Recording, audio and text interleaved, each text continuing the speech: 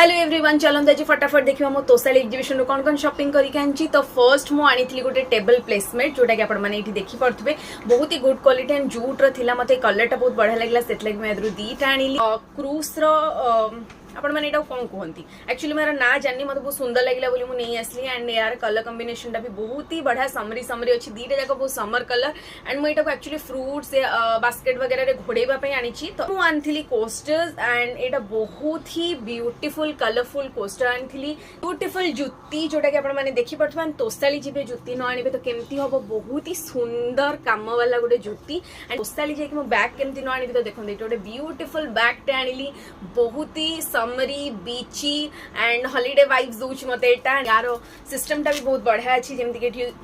close करने भी system दिखाई जेहेतु गोटे बहुत बड़ बैग लवर तो मो आउ गोटे बड़ टोट बैग टे भी आनली एंड बहुत ही सुंदर लगुच एंड एटा भी प्रॉपर बीच पाई ही मते दरकार थिला एंड बहुत ही बढ़िया कलर कॉम्बिनेशन रे अछि यार हैंडल टा भी बहुत लंबा अच्छा खासा बड़ भी अछि एंड यार स्पेस तो पूरा लाजवाब अछि आपण माने देखंतु